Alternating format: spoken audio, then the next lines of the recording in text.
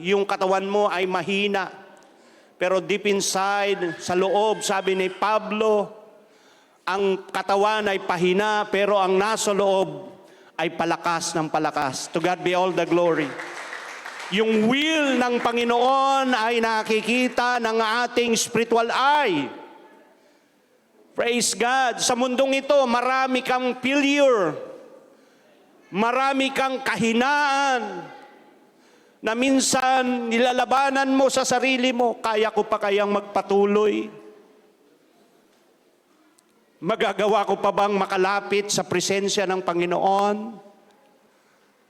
Nararamdaman mo na kaya ko pa bang madagdagan ang aking pananampalataya? Marami tayong struggle. But salamat sa Panginoon. 2 Peter chapter 3 verse 18, but grow in grace. Merong paglago sa ilalim ng biyaya ng Panginoon. Malakas sa palakpak naman sa Panginoon. Without the grace of God, kung wala ang biyaya ng Panginoon, saan kaya tayo ngayon? Nasa panahon pa rin tayo ng mga kahinaan, sa panahon pa rin tayo ng kalungkutan, sa panahon pa rin tayo ng pag-aalinlangan, nasa panahon pa rin tayo sa kakulangan ng pananampalataya, at nanatili ang ating kahinaan, kawalan ng pag-asa, kung wala ang Diyos. But thank God, sabi ng awit, you're looking into my heart. Lord, susuko na ako. Pero salamat, nakikita mong desire ng puso ko. Alam ko na hindi ako karapat-dapat, pero pinili mo ko. Hallelujah, hinalal mo ko. Inabot mo ko. Kaya may away, I'm sorry, Lord, for the things I made it. Napakagaling at napakaayos ng pamantayan ng Panginoon sa atin. Kaya mga kapatid, napakahirap talikdan ang biyayang ito ng Panginoon. Maaring ikaw, may panahon na nangihina ka, panahon na may nagawa ka, agad na yung konsensya natin nagsasabi, hindi ka nakarapat-dapat. You're not worthy. At yung discouragement na yon, yung pag-aalinlangan na yon, patuloy na nagpapahayag sa iyong isipan. At ikaw ay nakikipagbaka, meron pa rin sa puso mo na tumitibok, na hindi namamatay. To God be all the glory.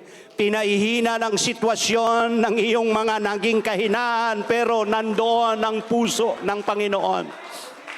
Andyan ang puso ng Diyos sa iyong puso. Ikaw ay nakikipagbaka at patuloy na sinasabi ng Panginoon, never give up. Hallelujah! Ang mensahe ng Diyos ay mag-ahayag palagi para sa iyong kalakasan. Amen! To God be all the glory. Amen. Hindi tiningnan, alalahanin mo, hindi ka tiningnan ng Diyos na isang matuwid. Hindi tayo tiningnan ng Diyos na mabuting tao. Amen. Hindi ka tinawag dahil magaling ka at maayos ang buhay mo. Tinawag tayo sa ilalim ng biyaya ng Diyos. Oh, thank you, Lord. Come on. Yung karapat-dapat na palakpak sa Panginoon. Ang lakas ng loob ng Kristiyano ay hindi nakabase sa galing, kundi sa pagkilala kay Kristo. Ano man ang sinasabi nila, nakabase tayo kung paano tayo tinawag ng Diyos. Hindi tiningnan ng Diyos ang anumang karumihan mo. Ang tiningnan ng Diyos kung paano ka ibabaguhin, paano ka ililigtas mula sa kasalanan, kung paano ka patatawarin at babaguhin mula sa iyong mga kahinaan. Ganyan kabuti ang Panginoon. Hindi nakabase kung ano meron ka ngayon. Hindi nakabase kung anumang kalagayan mong mga panahon. Amen. Tinawag ka ng Diyos, nag-reveal ang Diyos sa pamagitan ng kanyang pangalan. tinanggap mo yung pangalan na yan na nagbabago ng buhay mo. Thank you, Lord. Marami pang pwedeng gawin ng Diyos. Paano tayo magkakaroon ng matinding labanan? Sabi nga, pakikipagbaka. Magkaroon tayo ng tinatawag na tapang. Yung boldness po natin. Lord, hallelujah. Marami akong kahinaan, pero tinawag mo ako. Marami akong wala na pwedeng ibigay sa iyo, pero tinawag mo ako. Hallelujah. Come on. Salamat sa Diyos. Salamat sa ating Panginoon. God's reveal His will to those whose mind is transformed by His word. Habang tayo nakikinig, direktang nakikipag-ugnayan ng Diyos sa atin. Romans 10:17 sabi niya, so then faith cometh by hearing, and hearing by the word of God. Habang ikaw ay nakikinig, ang Diyos ay nangungusap sa iyo. Amen. Inaalis niya ang mga pag-alinlangan na nandyan sa iyong puso ngayon.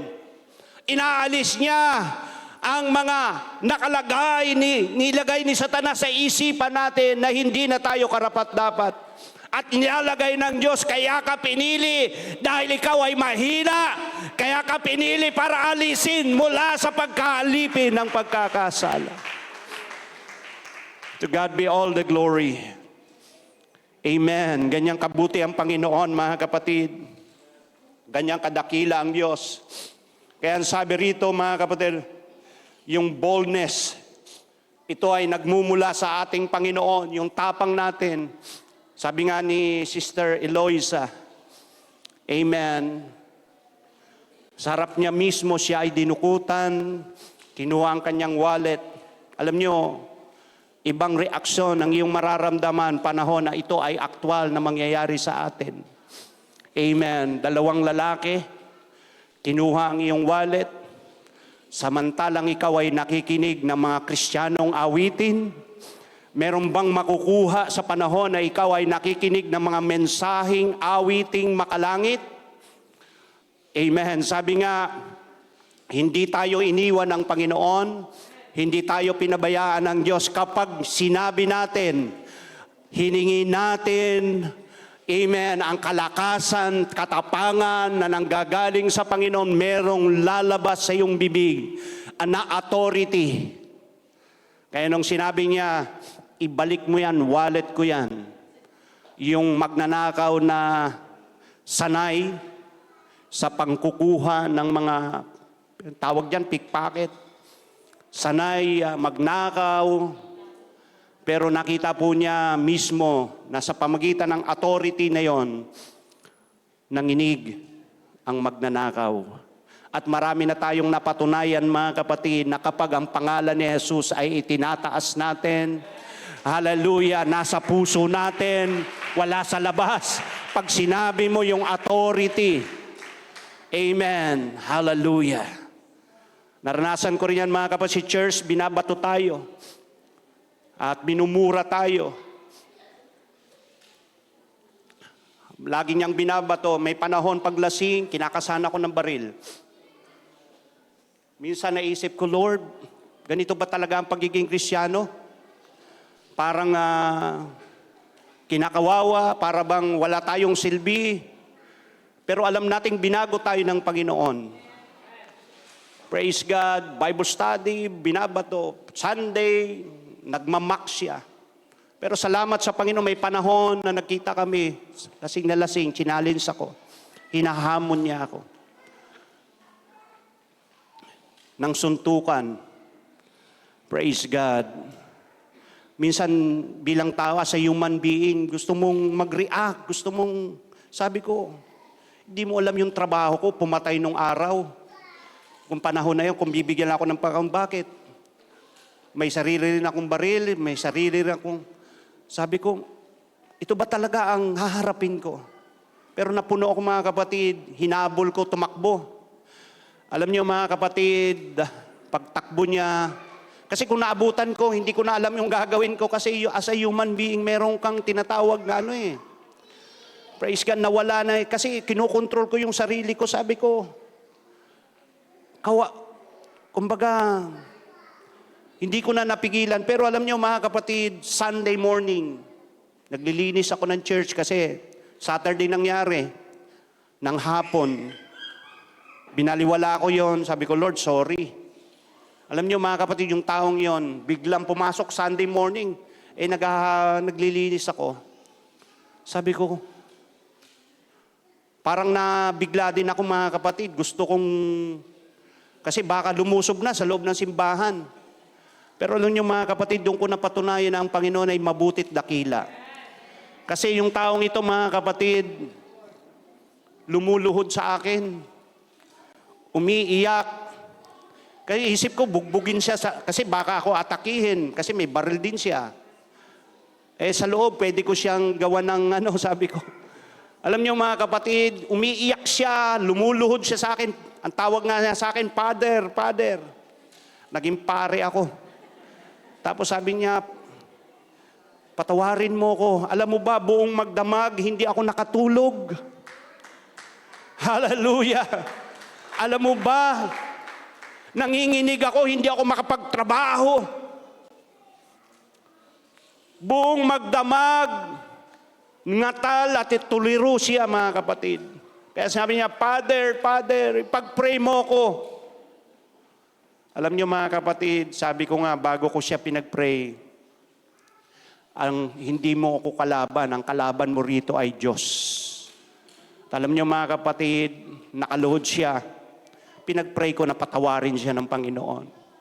Doon ko lang naramdaman ang Diyos ay kailanman hindi tayo pababayaan. Come on. Hallelujah. Hallelujah. Pag ang Diyos kakampi mo, sino ang kaaway mo? Kaya nga sabi nga ng Biblia mga kapatid, ang Diyos ang gaganti, hindi tayo. Kaya sa panahon na ngayon, mga kapatid, nabago ang kanyang sarili, buhay. Sabi ko sa kanya, bago kita pray, napatunayan mo na yung Diyos namin dito ay hindi Diyos-Diyosan. Una, hindi ako pare, ako ay pastor, nangangaral ng salita ng Diyos. Lahat ng ginawa mong pagbabato, pagsusumpa sa amin, may panahon na sinulatan niya yung harapan ng church. Mga kapatid, nakalagay yung minura ang pangalan ko. Yun ang hindi ko mapigilan talaga mga kapatid. Pero ang Diyos po ay mabuti at dakila. Hindi tayo pababayaan ng Panginoon. Sabi ko, alam mo ba, ang church dito hindi nilala para mapasama kayo.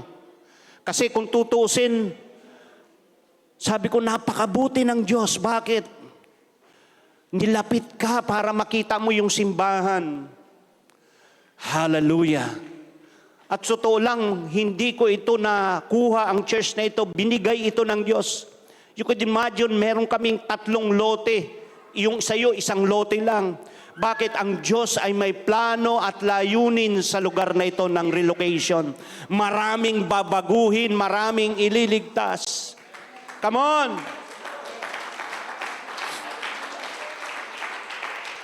Hallelujah! Kaya, yung tapang na nanggagaling sa atin ay hindi galing talaga sa atin. Sabi nga yung boldness, obey God's over man. Sa Diyos talaga. Kaya minsan may pagsubok tayo. Alam nyo, dito nakakagawa ang Diyos sa buhay natin. Pag may sakit ka, wala ka nang meron kang gamot, pero hindi umiepekto. Pumunta ka sa doktor, yung consultation, sabi, iba, negative. Amen. Dito, napapalapit tayo. Kaya, niluloob ng Diyos na mangyari ang lahat ng bagay. Alam nyo, kung magiging aware lang tayo, magiging masid tayo sa ating paligid, lahat ng bagay may purpose. Amen? May dahilan kung bakit nag-i-exist ang mga hayop. Amen? May kanya-kanya silang tungkulin. Everybody say, praise the Lord. Kaya wag natin sabihin, uod lang yan, may gampanin yan. Yung langgam may gampanin din. Lahat ng nilikha ng Diyos ay merong trabahong ginagampanan. Kaya pag kayo pupunta sa Africa, mga kapatid, iba't ibang klaseng hayop. Merong malalaking hayop, kinakain ng leon. Ang leon naman may kumakain din sa kanila. So, parang cycle, mga kapatid, ang lahat.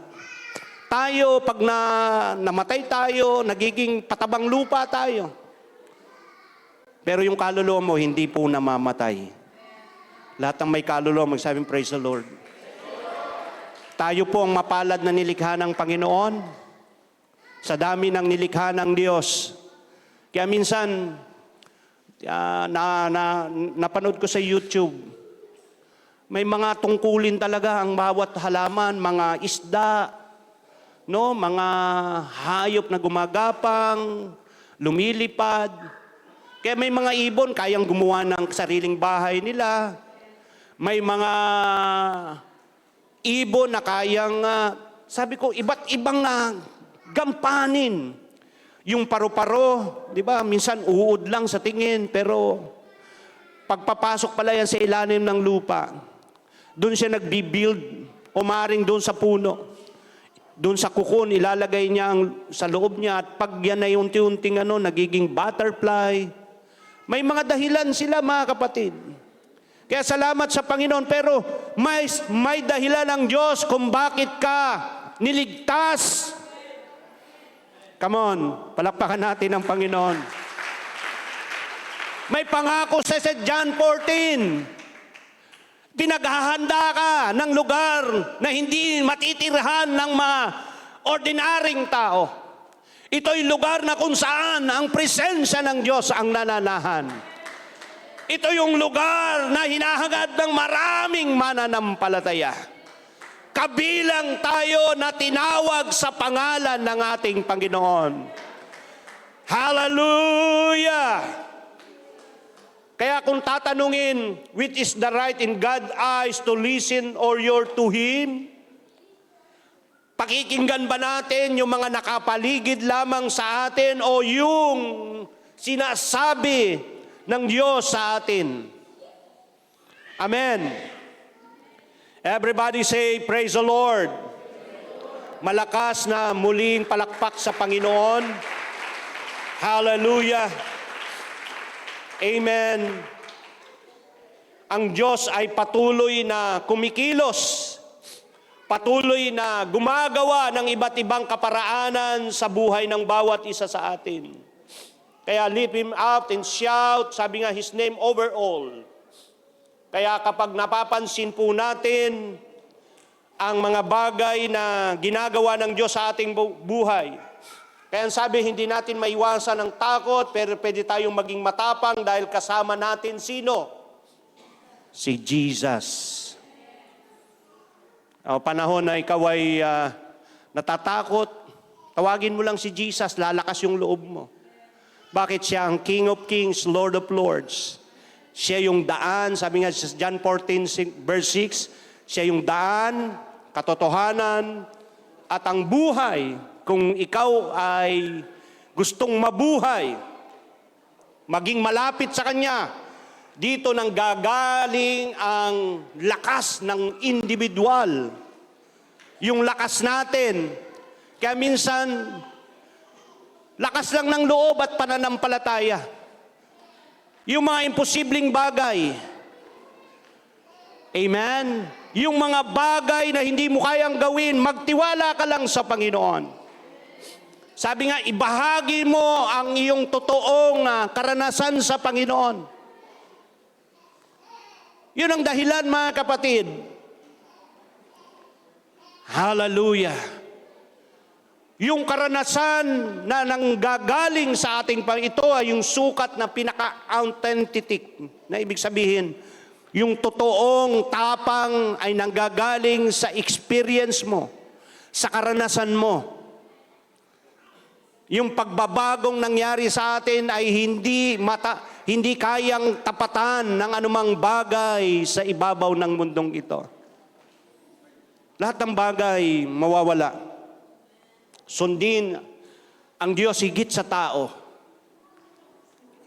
Alam nyo, minsan, pansinin nyo mga kapatid, pag dumadaan tayo sa panahon ng ating kahinaan, ang tendency gusto nating layuan ang Diyos.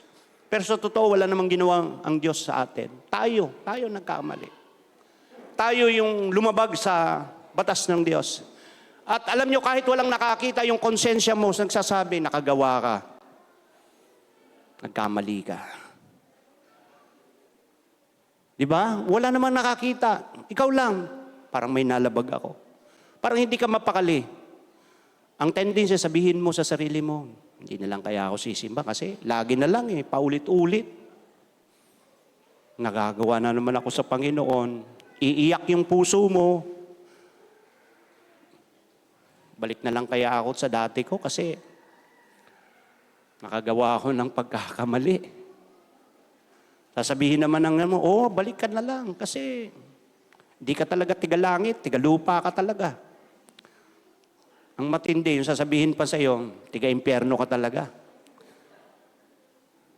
Pero salamat sa ating Panginoon.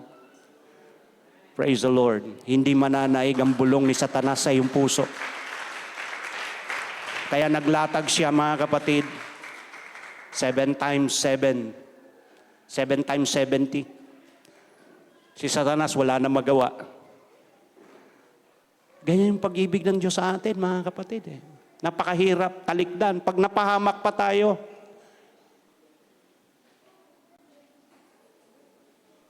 kapag ikaw'y napunta pa sa impyerno, kung si Satanas nagnanais makabalik,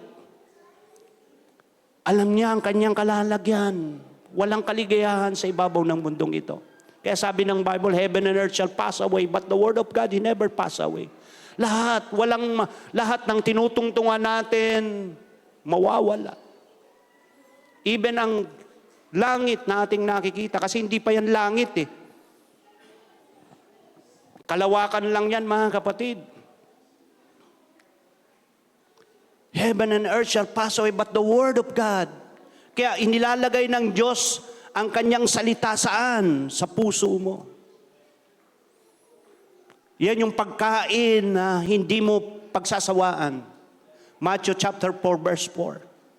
Sa totoo lang, mga kapag marami ka ng pera, hindi mo na lang alam kung saan mo gagastusin Gusto mo magpaligaya, pero tayo namang walang pera, hinahanap natin magkaroon ng pera. Di ba?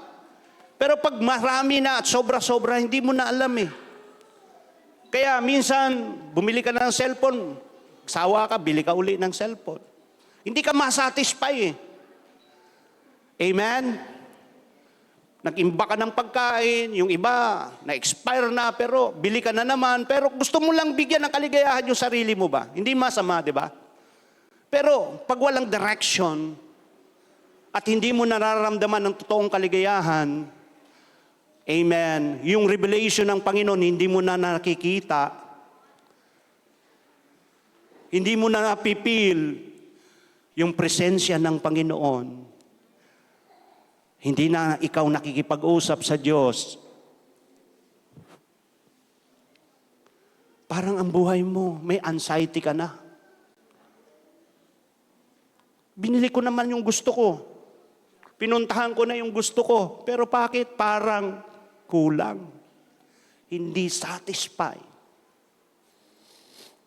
Minsan may mga bagay na pagsasawaan mo rin. Pero ang totoong kagalakan kapag nandun ka sa kalooban ng Panginoon. Yung revelation ng Diyos. Yung may nagawa ka na hindi mo kayang gawin, pero pinagawa ng Diyos sa buhay mo. Pinagamit ng Diyos sa buhay mo. Naging extension ka ng kamay ng Panginoon. Naging bibig ka ng Diyos. Naging paa ka ng Panginoon. Everybody say, praise the Lord. God reveals His will sa buhay natin. Yung mga bagay na hindi mo kayang gawin, nagagawa mo. Bakit? Dahil ang Diyos ay nasa iyo.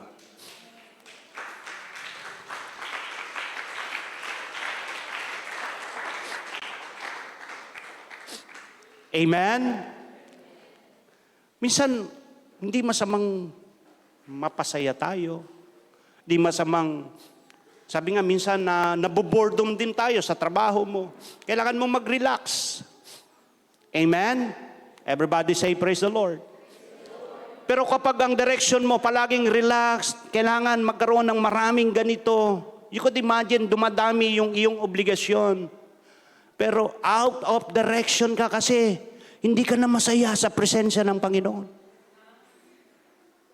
Wala na yung revelation ng Diyos sa buhay mo. Tumatanda na tayo. Sabi nga, hindi tayo bumabata. Ang dami ko ng obligasyon. Ang problema, mga kapatid, nawawala ka doon sa direksyon na gusto ng Panginoon. Yung pathway na inihanda ng Diyos. Nauubos yung maraming oras mo na hindi mo nabibigyan ng pansin ang kabutihan at kadakilaan ng Diyos sa buhay. Hindi mo lang binigyan ng part ang Panginoon. Nakapokus sa iyong sarili, nakapokus ka sa mga bagay na pangangailangan mo. Actually, ang promise ng Panginoon, seek you first the kingdom of God and His righteousness, all these things shall be added. Kaya mayroong sinabi doon sabi niya, Panginoon, wag mong pag ako'y masyadong mayaman, baka makalimutan kita. Pero pag ako naman masyadong mahirap, baka di kita mapaglingkuran. Okay na rin maging mayaman, basta wag niyong kalimutan ang Diyos. Kasi lahat ng bagay pwedeng mawala sa atin eh. Amen? Wag lang yung Diyos, kasi lahat ng bagay kayang ibigay ng Diyos. Malakas na palakpak sa Panginoon. Sabi nga, our praise goes up, your rains comes down. Praise God. Pag ang Diyos tinataas mo, minsan, di ba, nasanay tayo, punta tayo sa ganito, magpaligaya. Pero, pag nakuha mo na, naandong ka na, sa gusto mong mangyari physically, kasi yun ang nararamdaman ng iyong katawan, pero pag naandong ka na, na-reach mo na, down ka na. Ano pa yung gusto mo pang abutin? Another level. Pero, walang direksyon. Napapagod ka na, nahirapan ka na. Di ba? Ang sarap kasi na pag naglalakad ka, kasama mo ang Diyos. Kahit napapagod tayo, natural lang mapagod, pero kasama mo naman ang Diyos. Sabi niya, come unto me all you that labor and heavy laden, I will give you rest. Everybody say, praise the Lord.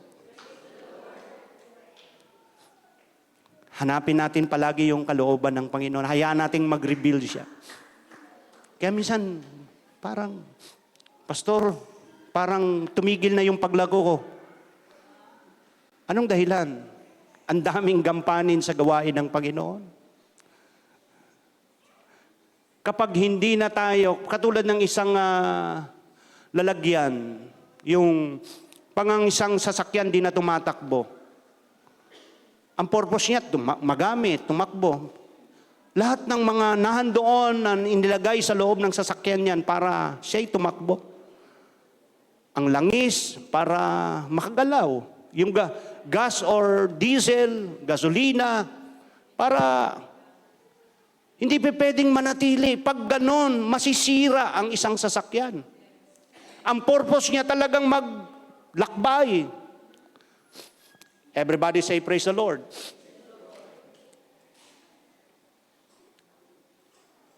Kaya lahat ng bagay, mga kapatid, may hangganan. Kailangan matagpuan mo lang yung trabaho na pinagagawa ng ating Panginoon. Di ba? Alam niyo, dumating din ang punto, sabi ko, Lord, nakakapagod. Pero alam niyo, mga kapatid, palaging may revelation ng Panginoon. Sa church, hindi nakakasawa basta may gagawin ka sa gawain ng Panginoon. Siguro na alam mo na yung Bible study, prayer meeting, may another dimension. Baka may naisip pagawa muli ang Panginoon sa iyo. Magbukas ka ng Bible study, maghanap ka ng tuturuan mo, mag-share ka ng Word of God, mag-testimony ka. Everybody say praise the Lord. Maraming pwede siyang i-reveal sa iyo. Kasi bawat isa sa atin may gampanin. Kailangan lang mag-function tayo. Baka isa kang marunong umawit, pero siyempre tayo, si church, gusto naman natin lahat gamitin. Kaya lang, kasi siyempre, ang ating pamantayan, dapat ang Diyos ay nag-glorify. Siyempre tayo yung example, ehemplo. Alam natin, mahina tayo, marami tayong weakest point. Pero ginagamit tayo ng Panginoon. Huwag niyo sabihin, si pastor lang o kaya si mga leader lang. Mga kapatid, gusto kayong gamitin ng Panginoon. Hindi ko mo daliri ka, wala ka nang magawa. Hindi ko mo kuko ka, wala ka nang magawa. May mga function sila. May purpose sila. Amen. Kaya kapag alam mo yung purpose mo, magiging masaya ka sa gawain ng ating Diyos. But grow in grace of the knowledge. Amen. Kahit simpleng bagay, kapag nagagamit ka sa gawain ng Panginoon, minsan mas nakakapagod sa trabaho, nadadamay lang ang gawain ng Panginoon. Amen? Everybody say, praise the Lord. Totoo lang, mga kapatid. Minsan sabi ko, Lord, marami pang gagawin. Ang dami pa. Sabi ko, mag-provide ka ng financial kasi kailangan namin. Ako malakas talaga ang loob ko dahil wala naman akong pagkukunan maliban sa Panginoon. Siya nagre-reveal sa isip ko. Amen. Praise God. Everybody say, praise the Lord. May ang Diyos, may revelation sa inyo eh. May pinagagawa ang Diyos sa atin eh. Amen? Kapag hindi na tayo nagagamit, doon tayo nangihina. Doon tayo nawawala ng excitement. Kapag pinipigilan natin, may reservation ang pagpapagamit natin sa Panginoon. Amen? Everybody say, praise the Lord. Habang tinatayo itong simbahan, bumalik sa akin, nirepress ko. Una, naguhukay. Di ba? Hindi naman ganun kadali. Pag wala itong mga tao ito, hindi mabubuo ang simbahan. Andiyan si Brother Luis, Brother Brendo Berdon, andiyan si Brother Joel. Maraming gumagawa, Brother Nash, kung ano-ano, mga kapatid, may kanya-kanyang, habang tumatagal, may nabubuo eh. Pag tayo ay sama-sama, maraming, sa umpisa magandang tingnan, mahirap tingnan, pero habang tumatagal, kapag may ginagawa, hindi tayo nagre-reklamo, magugulat tayo, nare-reveal ang kalooban ng Panginoon sa ating mga buhay. Malakas na palakpak sa Panginoon, yung malakas.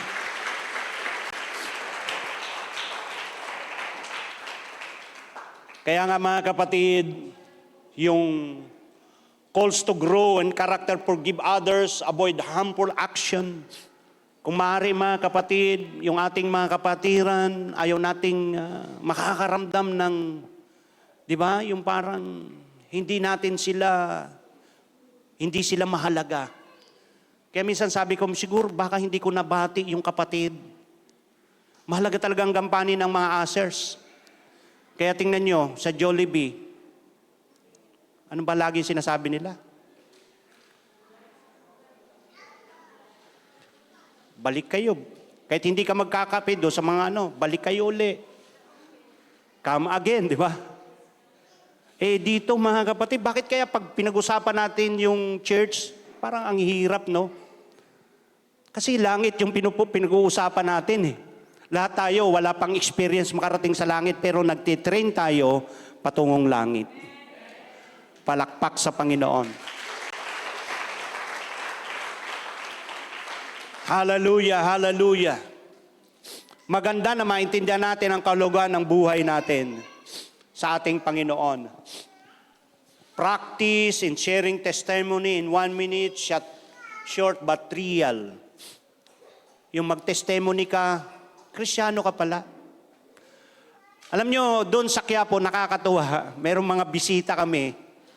May mga dumarating doon, biglang darating, tatanungin ko, saan kayo galing? Ay, galing kami sa ganitong church, sa UPC Mindanao, UPC kung saan-saan. Meron doon mga kapatid, nagtatrabaho pala doon sa optical, kapatid niya, Pentecostal, di ba? Naisama niya, tuwang-tuwa siya. Tapos meron naman doong umaten, mga kapatid, na Naghahanap siya, sabi niya, naghahanap ako ng simbahan. Ngayon, mga kapatid, regular na, dumadalo na sa, dalawa po sila, mga galing pang Surigao. Ano ba yan? Tama? Jensan. So sabi ko, ang Diyos talaga may plano eh. Sabi nila, nagpapasalamat sila, may simbahan. Salamat kay Sister Rogeline, Brother Jeff. Yung naging instrumento ka ng mga imposible. Yung hindi mo naiisip, hindi mo pinapangarap, ikaw pa lang naging instrumento ng Diyos. May ginagawa ka pala sa kaharian ng ating Panginoon. Nagpo-produce ka ng kapangyarihan ng Diyos. Nare-reveal sa buhay mo ang ginagawa ng mabubuting bagay ng Panginoon. Nung Sunday, meron naman tayong bisita. Dalawa. Wala sila Sister Rogeline that time. Alam niyo mga kapatid, tuwang-tuwa siya. Sabi niya, naghahanap siya ng church. Di ba, Mi? Naghahanap siya ng church. Lalaki, si Brother, kalimutan ko, Joe Mart. Sabi niya, naghahanap talaga ako ng simbahan. You could imagine. Nagiging, di ba, blessing sa mga taong naghahanap ng pagsamba sa Panginoon? Come on, everybody! Kaya yung testimony natin, napakahalaga. Kaya sabi nung isang, punta tayo dun sa simbahan na yan ang inaatinan mo. Kasi nagulat siya kasi trabaho ata. Umaawit ng Christian song lang ha. Sabi niya, Christian ka? Nagkakaroon ng conversation. True song. Huwag mong itatago ang pagiging Kristiyano mo. Kasi may mga taong totoong hinahanap ang presensya ng Panginoon. Nagre-reveal ng Diyos. Hallelujah. Magagamit pala talaga tayo ng Panginoon. Yung pag-invite natin, itong mga taong in-invite natin, wala lang sa kanila, pero pag ginamit ka ng Panginoon, yung kamay mo, nagsalita, yung bibig mo, yung kamay, halika. Yung mga taong walang katiyakan ng buhay, di ba? Si Brother Jerry, ang buhay niya patapon na. Sabi niya, muntik na siyang talagang nagplano na siyang magpakamatay, Jerry. Buti na lang may Brother Jeff.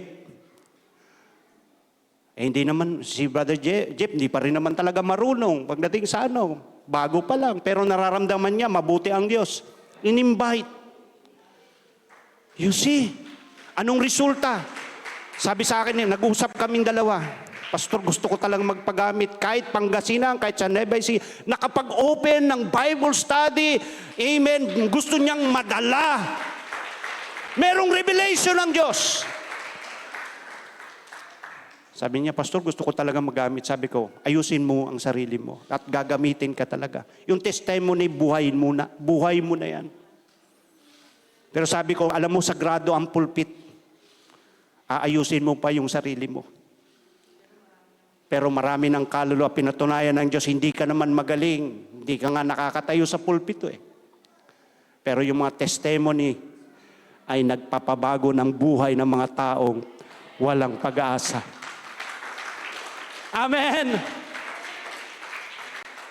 Kaya tuloy-tuloy lang po tayo sa gampanin at tungkulin na iniaatang sa ating Panginoon.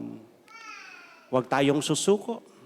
Kung ang mundong ito ay sabi nga nila, Pastor, taas naman ng presyo ng gas. Pag wala naman kayong sasakyan, di naman kayo maapektuhan. Pero sabi ko nga, wala naman tayong magagawa. Hindi nyo na mapipigilan yan. Wala na makakapigil. Pero ang malaga, magkaroon tayo ng malalim na ugnayan sa Panginoon. Palakpakan natin ang Panginoon. There's power. There's power in the name of Jesus. Akala lang natin simple, yung buhay natin. Sabi nga, yung maliit na testimony mo. Kaya tayong totoong naghahanap sa Panginoon, naghahanap tayo ng simbahan eh. Kahit saan sulok, hinahanap natin parang antena yan eh. Hinahanapan natin ng signal.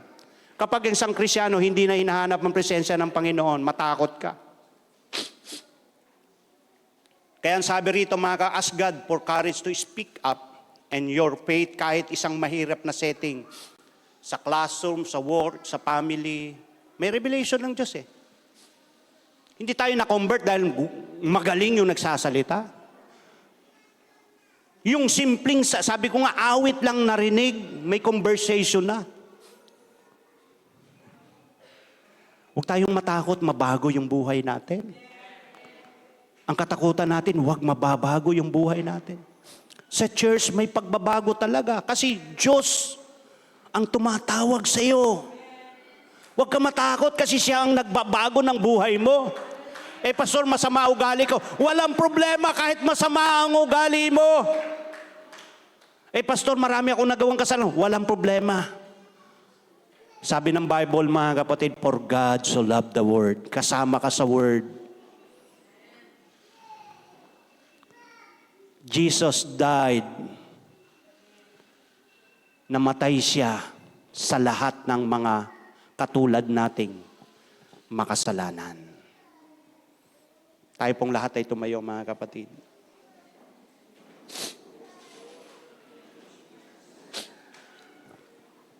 Maging matapang po tayo. Sabi nga, boldness is not the absence of fear. Huwag kayong matakot.